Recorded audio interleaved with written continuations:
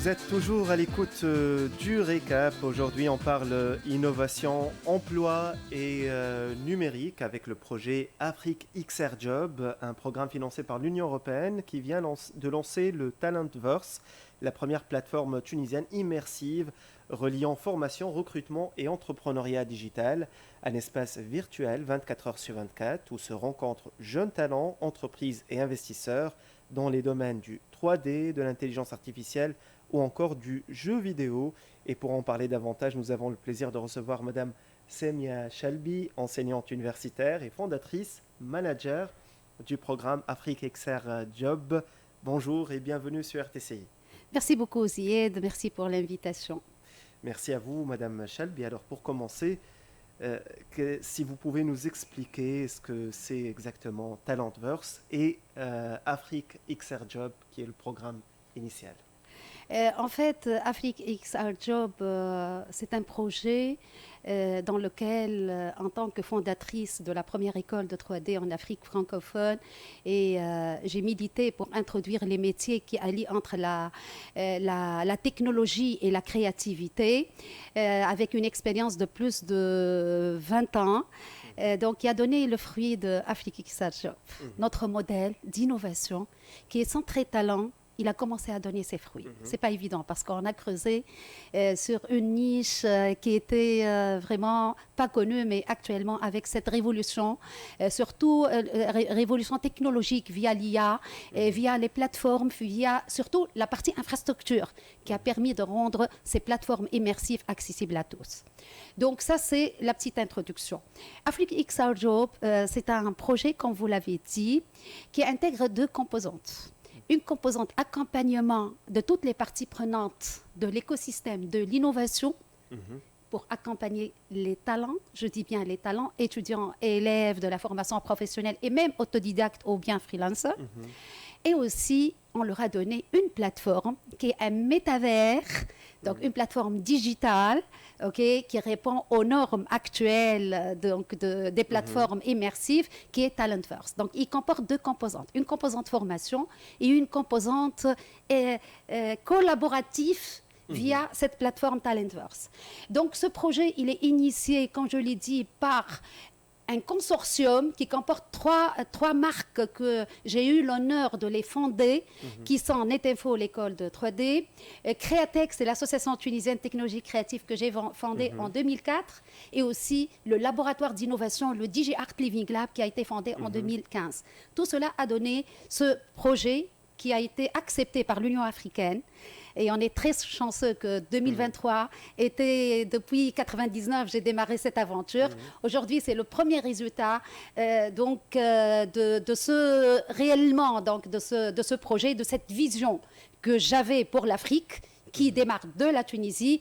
Donc, un projet qui a été sélectionné par l'Union africaine dans le cadre de SIFA, Skills Initiative for Africa, Window 3, parce qu'il y a différents types de Window. Window 3, axé sur l'innovation. Il est cofinancé par l'Union européenne, la coopération allemande via la KfW, et managé et supervisé par l'Auda NEPAD. Donc ça, c'est les acteurs qui ont cru dans ce projet, qui sont en train de faire du monitoring, de suivi, de financement par rapport à ce projet. Donc ce financement et ce projet pour permettre à un écosystème tunisien et pour déployer ce modèle d'innovation gratuitement, donc dans 3 écosystèmes. L'écosystème du Nord, à travers la Technopole Borsadrey, que je tiens, c'est notre partenaire, et aussi à travers le commissariat général de développement régional CGDR qui a cru dans ce projet, qui est l'acteur public, voilà, plus les autres acteurs, les entreprises, tout l'écosystème, parce que la société de gestion que je tiens à remercier infiniment avec le CGDR, ils nous ont mis en contact avec les chercheurs, avec les enseignants, avec surtout les entreprises qui sont acteurs principaux pour les étudiants. Deuxième acteur principal, le centre à travers l'université de Monastir. Que je tiens à remercier infiniment. Quand je dis l'université de Monastir, c'est tout l'écosystème pour servir les étudiants et les talents dans cet écosystème. Et aussi l'écosystème de Sud, à travers l'université de Guebes et tout le tissu universitaire pour servir les talents de Guebes. Donc, je tiens à remercier tous ces partenaires avec qui nous sommes en train de déployer donc, ce programme qui est au niveau du milestone 3 actuellement. Il nous reste un seul milestone par rapport à son déploiement en Tunisie actuellement. Très bien. Je résume alors. Talentverse, c'est une plateforme Oui. qui est développée dans le cadre de Afrique XR Job. Et son objectif, c'est réduire le fossé entre les compétences les jeunes et l'écosystème qui les entoure. Et elle regroupe 3 dimensions. Il y a la formation en ligne, il y a le job fair et l'incubation des petits projets numériques pour des étudiants. Oui, mais il y a un autre service aussi qui sont les activités sociales qui ont un lien direct avec les SDGs, à savoir comment développer une culture entrepreneuriale et renforcer les soft skills et les life skills des jeunes, mais aussi changer et contribuer à la transformation et à la culture environnementale en termes de maîtrise d'énergie, de traitement de déchets, etc. Donc ça, c'est les 3 composantes qui vont en synergie. Pour ceux qui nous écoutent aujourd'hui et qui veulent bénéficier de ces formations dans des domaines de pointe, je cite notamment 3D, la réalité virtuelle, il y a BIM, jeux vidéo. Comment ça se fait comment ces formations sont-elles organisées? Ces formations sont organisées via nos partenaires parce que on a travaillé, on croit beaucoup. Il ne s'agit pas de la plateforme digitale qui est une plateforme, oui, qui attire beaucoup les jeunes. Et ça, on l'a remarqué parce qu'on est en train de la déployer et les jeunes, on voit comment ils sont très, très attirés, ils sont sentis dans leur univers et on parle leur langage. Donc ça, d'une part. Mais on s'est dit, avant d'aller vers les jeunes, donc il faut aussi co-construire donc ce système, donc avec l'écosystème. Donc ici, donc les formations, donc avec les 3 écosystèmes, on a des enseignants et des référents du pôle étudiants entrepreneurs et d'autres acteurs avec qui on a fixé des critères de sélection et c'est avec eux, on s'est servi donc pour la sélection, l'appel à candidature, etc. La bonne nouvelle, c'est qu'on a lancé une deuxième cohorte. Une deuxième cohorte qui vient d'être lancée donc, ce mois d'octobre, donc, qui a démarré le 13 octobre. Mais s'il y a de ceux qui sont en train de nous écouter actuellement et qui sont intéressés, ils peuvent aller sur afriquexrjob.com, donc notre site web. On va laisser après voilà, et on peut les faire bénéficier donc de cette deuxième cohorte. Donc la formation, elle est axée surtout, j'aimerais bien signaler un truc. La formation, elle est axée sur Unreal Engine, sur un écosystème, tout un écosystème qui est utilisé et des technologies qui sont utilisées dans le développement de jeux vidéo. Et ce qu'on est en train de faire, on est en train de montrer comment ces technologies, à notre sens, nous, en tant que décideurs, en tant que, c'est-à-dire les personnes qui sont dans ma génération, ok, donc ils pensent que les jeux vidéo et ces technologies, c'est juste pour jouer. Ce qu'on est en train d'assurer en termes de transformation actuelle, on a ramené ces technologies vers des secteurs clés comme l'industrie, comme le traitement, la purification de l'eau, vers l'agriculture, pour montrer que ces technologies nous permettent de produire n'importe quel software, un logiciel, ou bien du contenu et de la data donc, qui est relié. Donc, à travers ce projet, et même les jeunes, ils sont la majorité donc, en développement informatique, en IA, etc. Ils ont compris que l'importance de l'intégration de ces technologies pour le développement informatique et pour le développement de logiciels et de systèmes numériques qui va. Parce que ce qu'on est en train de faire, donc, c'est leur apprendre comment développer un logiciel full stack. La partie front, user experience. Donc, elle est gamifiée, elle est immersive, elle est intuitive pour l'utilisateur final.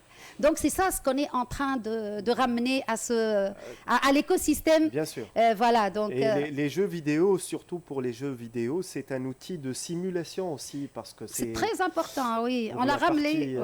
Pratique, si on peut dire, c'est très important de simuler pour voir l'impact réel de tout software et ça existe actuellement même pour la défense. Et on a vu les drones et tout qui sont presque des jeux vidéo.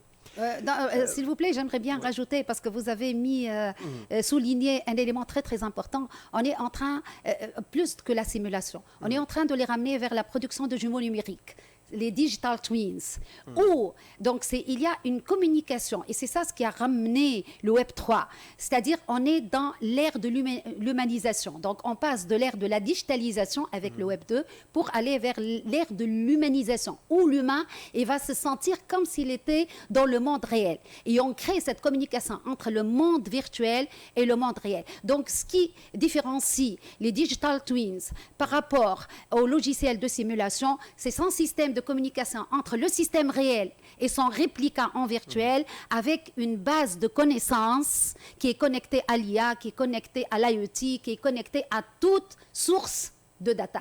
Très bien. Vous avez parlé donc de ce projet qui couvre le nord, le centre et le sud du pays. Je rappelle Bouj Sedreya, Monastir et Gabès. Et vous parlez d'un job fair virtuel qui est accessible en permanence. Comment fonctionne ce système de recrutement sur la plateforme? Et vous avez cité l'intelligence artificielle qui joue un rôle très important. Voilà. Si vous pouvez nous en dire plus. Voilà, merci beaucoup Zied. Oui, parce que tous les projets que je mène partent d'une recherche académique, parce que moi je suis à la base enseignante universitaire, et j'ai dédié la recherche appliquée à l'observation des besoins des talents et comment faire pour permettre à ces talents de s'épanouir dans leur univers et de tisser un business career, un plan business pour leur, soit un recrutement ou bien lancement de start-up ou bien décrocher des marchés dans leur ère. Donc c'est pour cela le Talentverse, c'est venu de cela. C'est un métavers, c'est un jeu multiplayer, mais on a rendu l'accessibilité et l'user experience donc accessible à des joueurs comme elle est accessible à d'autres acteurs qui ne sont pas des joueurs. Il peut manipuler comme s'il est dans une plateforme digitale normale. Donc, c'est-à-dire on a en termes de user et d'accessibilité à la user experience pour différents types de publics, on a adapté l'interface utilisateur et l'user experience par rapport à cela. Donc, comme j'ai dit, on a trois composantes. Et ces trois composantes, donc le jeune, on peut organiser des job fairs. Et ces job fairs, c'est pour démocratiser l'accès à des entreprises. Il y a beaucoup d'entreprises. Juste une précision, l'entretien ne se fait pas avec l'intelligence artificielle. L'entretien, on a deux, voilà. Donc ça, c'est déjà la plateforme, on l'a mis en accès B2B. Parce que ça nécessite, c'est pas parce que nous, et c'est pour cela on a commencé avec les parties prenantes, avec les universités, avec les incubateurs, avec les plateformes de support pour ces jeunes, pour qu'ils puissent l'installer dans un laboratoire et ils puissent préparer toute une organisation en amont par rapport à leurs étudiants. Comment ça se passe? Supposons on a une université qui veut faire un job fair. Donc le jour J, le temps, donc elle va inviter, elle a 3 acteurs qui peuvent être impliqués. Donc elle est le super admin de sa session. Elle peut avoir son staff, donc c'est-à-dire ceux qui vont gérer cela, qui ont invité des entreprises ayant besoin, donc où ils ont l'accès, etc. Ils ont un back-office aussi, un back-end pour les entreprises, mais les talents aussi. Donc les talents, tout cela, et le talent, il a la possibilité de rentrer dans cet espace avec son avatar auquel il est rattaché, où on peut détecter son expression faciale, et donc en temps réel, il est derrière son ordinateur, un étudiant à Gabès, et on a un job fair à la capitale, on ne va pas le priver de cela. Donc, démocratiser cela, et tous les étudiants, c'est accessible pour eux, parce qu'ils ont des ordinateurs gamers, la majorité. Donc, ça, et supposons que l'entreprise, elle a fait cet entretien en temps réel. Et un des étudiants ou un des talents, il a raté cette présentation. C'est l'agent de l'entreprise qui a bien appris du chef d'entreprise, on n'a pas besoin, donc il peut accéder pour pouvoir participer aussi et déposer son offre. Donc ça, la partie training, c'est lié surtout au job fair. On s'est dit, qu'est-ce qu'il faut pour renforcer les capacités pour les jeunes, pour leur donner plus d'opportunités afin qu'ils décrochent cette opportunité d'affaires. Okay? Donc, c'est les soft skills. Et les soft skills, on a une vision. Les soft skills, telles que les formations, on est en train de les faire, ne sont pas centrées humains. Parce que les soft skills, et vu faute de moyens aussi, on ne peut pas assurer par étudiant. On lui fait une évaluation pour déterminer quel est son niveau, quels sont les soft skills acquises chez lui avant son entrée, et par la suite, le mettre dans un parcours d'apprentissage par rapport à son objectif final. Donc, on a intégré un agentic AI avec des experts derrière, avec un modèle DISC Ocean aussi, des modèles scientifiques, mais gamified, c'est gamifié, il va jouer et on va capter, donc pour qu'après, il va savoir quels sont son potentiel, il va savoir dans un premier temps. Et ses points faibles. Voilà, et ses points faibles. Très Plus les activités sociales dont je vous ai parlé, et donc c'est pour pouvoir, parce qu'on considère qu'il ne s'agit pas de former le jeune à des soft skills seulement et technical skills, mais à des life skills, y compris son implication dans les SDGs, maîtrise de l'énergie et traitement de déchets, etc. C'est spectaculaire, c'est unique, je pense, en Afrique. Je vous donne la parole, Madame Chalbi. Le programme Afrique XR Job, à court terme jusqu'à février 2026, la fin de ce programme. Les prochaines étapes et le mot de la fin. Les prochaines étapes, surtout, nous sommes concentrés parce que l'employabilité des jeunes et décrocher des opportunités, c'est pour nous, dans ce milestone 3, donc comment créer un socle de confiance avec les entreprises et comment ramener cette innovation avec les entreprises. On a dans notre portefeuille actuellement une dizaine d'entreprises des 3 écosystèmes. Et ça, donc, à la fin, c'est eux qui vont présenter le résultat. Et ça, c'est les prototypes que ces jeunes sont en train de réaliser avec eux, et ce modèle d'innovation qui comporte 3 couches. Une couche d'expertise, une couche de seniors technical, et une couche des étudiants. Et ces 3 couches sont en synergie permanente. Donc ça, c'est donc la présentation des résultats par rapport à la Tunisie. Très prochainement, on va être à Dakar. En novembre. Et ça, c'est notre première sortie. Donc, ça n'empêche, on a des sollicitations parce que c'est un projet africain. Je serai à Addis Ababa la semaine prochaine, à partir du lundi. Ça, c'est la première destination pour pouvoir commencer à déployer donc, à Addis Ababa. Et par la suite, à partir de novembre, on va être, Inch'Allah, à Dakar. Et ça, pour implémenter une nouvelle façon d'accompagner et de former. Parce que le jeune, actuellement, surtout par rapport aux technologies, à ces technologies, donc software engineering, etc., il y a beaucoup donc, de sites, etc., qui sont gratuits. Mais le jeune, de quoi il a besoin actuellement? Il a besoin de cet accompagnement, il a besoin de tout un écosystème pour qu'il puisse matcher ses skills, ses compétences avec d'autres compétences et faire ses preuves dans cet écosystème. Dans son environnement. Voilà. Madame Semia Chalbi, enseignante universitaire, fondatrice et manager du programme Afrique XR Job. Merci infiniment pour votre présence aujourd'hui et bon courage pour ce programme et à très bientôt sur nos ondes. Merci beaucoup Zied, merci. Mesdames et messieurs, restez à l'écoute, on revient dans un instant.